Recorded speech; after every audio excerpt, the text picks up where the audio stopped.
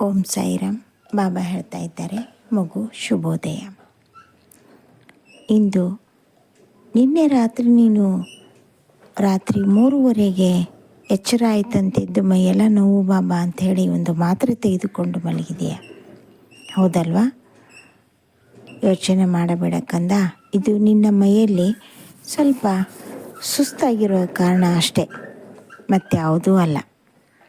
ಬೇರೆ ಯಾವುದೋ ರೀತಿ ಏನೋ ಆಗಿಬಿಟ್ಟಿದೆ ಅಂತ ಚಿಂತೆನೂ ಮಾಡಬೇಡ. ನಿನ್ನೆ ಇದ್ದಂಥ ಕಾಯಿಲೆ ಇವತ್ತಿಲ್ಲ ಅಲ್ವಾ? ಹಾಗೆಯೇ ಎಲ್ಲವೂ ಬದಲಾವಣೆ ಆಗ್ತಾನೆ ಬರ್ತಾ ಇದೆ. ನಿನ್ನೆ ಇದ್ದಂಥ ಸಮಸ್ಯೆಗಳು ಇವತ್ತಿರೋದಿಲ್ಲ.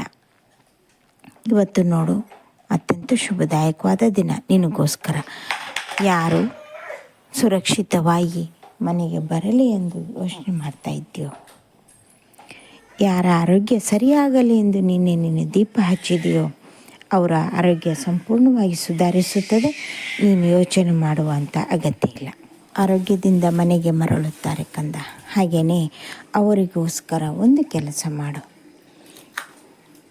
ಪ್ರತಿದಿನವೂ ಊದಿಯನ್ನು ಹಚ್ಚುತ್ತಾ ಬಾ, ಸರಿನಾ? ಹಾಗೆ ನಿನ್ನ ಸುತ್ತಮುತ್ತಲಿನವರು, ನಿನ್ನ ಸಂಬಂಧಿಕರು ಯಾರಿಗೆ ಒಬ್ಬರಿಗೆ ದಾಂಪತ್ಯದಲ್ಲಿ ಸಮಸ್ಯೆಗೆ ಡೈವರ್ಸ್ವರೆಗೂ ಹೋಗಿದ್ದಾರೆ, ಅವರನ್ನು ನಿನ್ನ ಹತ್ರನೇ ಬಂದೇ ಬರುತ್ತಾರೆ. ಖಂಡಿತವಾಗಲೂ ಬಂದಾಗ ಅವ್ರನ್ನ ಒಬ್ಬೊಬ್ಬರನ್ನಾಗಿ ಕರೆದು ನಿನ್ನಿಂದ ಸಮಸ್ಯೆ ಬಗೆಹರಿತದೆ. ಅದರ ಜೊತೆಗೆ ಸ್ತವನ ಮಂಜರಿಯನ್ನು ಪಠಣ ಮಾಡಲು ಹೇಳು. ಎಲ್ಲ ಶುಭವೇ ಆಗುತ್ತದೆ. ಅವರ ದಾಂಪತ್ಯ ಜೀವನ ಹಾಳಾಗೋದಿಲ್ಲ, ಅವರು ಒಂದಾಗಿ ಬಾಳುತ್ತಾರೆ ಕಂದ. ಚಿಂತೆ ಮಾಡಬೇಡ.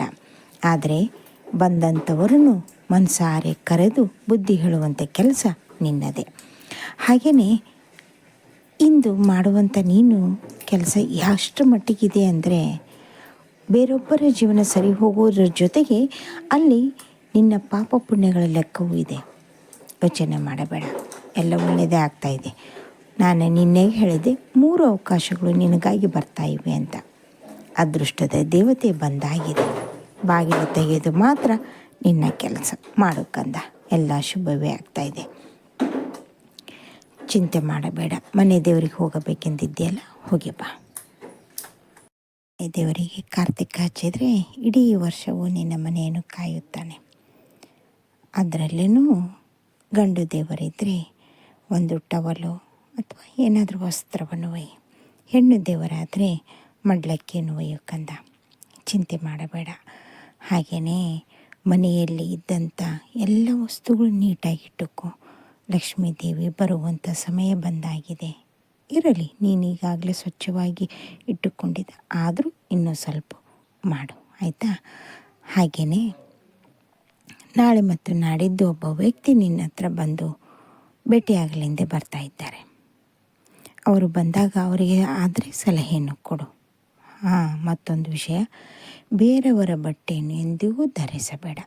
ಆದರೆ ನಿನ್ನ ಬಟ್ಟೆಯನ್ನು ಧರಿಸು.